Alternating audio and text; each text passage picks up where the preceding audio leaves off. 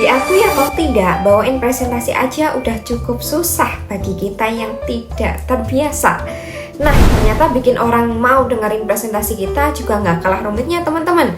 Pernah nggak sih kalian berada pada kondisi dimana audiens itu lebih memilih untuk ngobrol, main handphone, atau bahkan tidur di presentasi kita?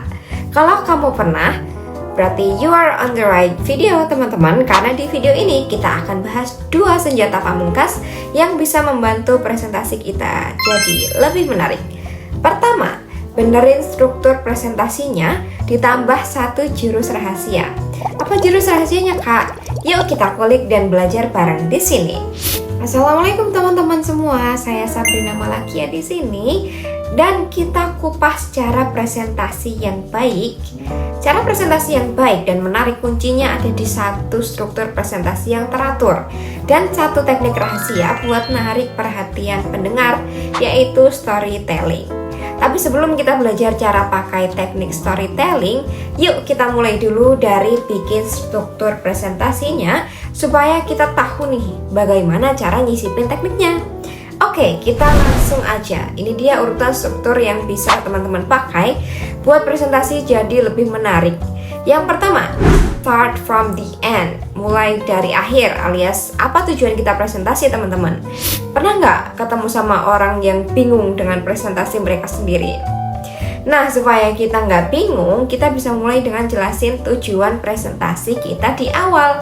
Misalnya nih, kalau kita mau bagiin tips bikin website interaktif, kita bisa mulai dengan pengantar. Nah, ini salah satu jurus rahasianya teman-teman. Mayoritas kita membuat presentasi tujuannya itu adalah ingin nyampein sesuatu. Padahal strukturnya akan jauh lebih menarik kalau pertanyaannya dibalik. Kira-kira manfaat apa yang didapatkan oleh penonton setelah mengikuti presentasi kita? Apa manfaat dari presentasi ini buat mereka? Contohnya, kita bisa ngasih manfaat konkret kayak gini. Dari tips website interaktif yang bakal dibawain. Well, setidaknya trik ini itu bisa ngebuat penonton punya alasan kuat nih untuk presentasi kita tersampaikan selanjutnya. Kita masuk ke urutan kedua, yaitu kenalin alur pembahasan presentasi. Kira-kira dalam 10 menit ke depan nih, apa aja subtopik yang akan kita bahas? Semisal, kalau kita mau bagiin 3 poin utama, yaitu alat yang digunakan untuk bikin website interaktif, tips dan triknya, dan di akhir beberapa sumber referensi buat inspirasi teman-teman. Tapi memang nggak bisa disangka teman-teman kalau kadang itu ada aja penonton atau audiens yang bertanya di tengah presentasi atau nyela saat kita sedang menjelaskan. Bener nggak? Alhasil kitanya jadi ke distract gitu, bahkan nggak jarang jadi blank. Nah, buat mencegahnya itu kita boleh pasang peraturan bersama selama presentasi. Misalnya, kita memberikan kesempatan penonton untuk bertanya di tengah presentasi, asalkan mereka udah angkat tangan, atau mereka boleh kasih pendapat di akhir presentasi. Dan nggak hanya itu teman-teman, kita boleh banget kasih himbauan singkat agar tidak main handphone selama presentasi sedang berlangsung. Sampaikan bahwa itu semua untuk kenyamanan bersama. Dan agar suasananya kondusif bagi semuanya, dan dari sini itu penonton bakal tahu perilaku apa yang kita harapkan dari mereka. Oke, kalau penonton udah tahu apa yang bakal teman-teman bahas dan aturan yang berlaku selama presentasi, terus kita harus gimana nih Kak? Nah, teman-teman bisa pakai teknik hook atau pancingan yang menarik untuk mulai membawa penonton itu masuk ke inti presentasi. Jenis hook itu ada banyak banget teman-teman. Mulai dari contoh kehidupan sehari-hari, berita terbaru, pertanyaan yang melibatkan penonton, sampai data-data yang mencengangkan. Kita bisa pilih yang paling relevan dengan topik. Kalau pakai contoh presentasi website interaktif yang tadi itu, kita bisa pakai hook dengan bertanya ke penonton kayak gini. Jadi mereka kan bakal relate sama kehidupan sehari-hari dan tahu kalau topik kita itu mudah untuk diterapin. Terus kalau udah bikin struktur presentasi yang rapi dan menarik, gimana caranya biar penonton tetap fokus sama topik kita? Nah, di sini teman-teman bisa pakai teknik storytelling yang tadi. Sederhananya, storytelling itu bisa diselipin di tengah-tengah pembahasan supaya penonton mudah ngikutin presentasi kita.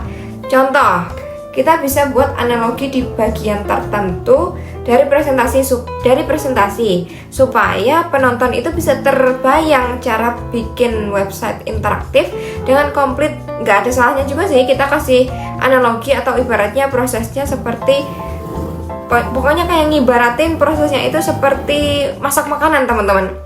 Coba saya kasih contohnya gini.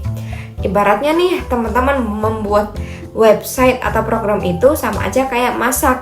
Kita perlu nyiapin bahan baku sesuai dengan resepnya, alias harus ada data-datanya. Terus langkah-langkah satsetnya itu adalah instruksi dari kode program buat mengolah data. Hasilnya kita bisa punya output program yang diinginkan atau makanan sesuai dengan resep gitu. Nah, dengan menggunakan teknik analogi ini itu penonton bisa lebih punya gambaran soal konsep abstrak dari pembahasan kita. Nah, kalau mereka udah gampang ngikutinnya, kan kita bisa coba jurus storytelling yang kedua, teman-teman. Apa coba? Ayo. Ya, jurus storytelling yang kedua itu adalah ngasih fakta menarik atau yang mind blowing. Ternyata 5 dari 10 skill yang dibutuhkan dalam 15 tahun ke depan mensyaratkan kemampuan basic coding. Artinya kemampuan ini menjadi nyaris setengah dari kebutuhan soft skill, setidaknya dalam 15 tahun ke depan. Nah, dari sini kita bisa elaborasi dan beri penekanan tentang pentingnya pembahasan atau presentasi yang sedang kita bawakan yang jelas gitu. Saat kita sudah menyampaikan fakta mind blowing, jangan lupa kasih penjelasan singkat kenapa fakta itu menjadi penting. Tujuannya itu supaya penonton tahu relevansi data tersebut dengan pembahasan kita. Nah, itulah rahasia yang bisa bikin presentasi kita jadi makin seru.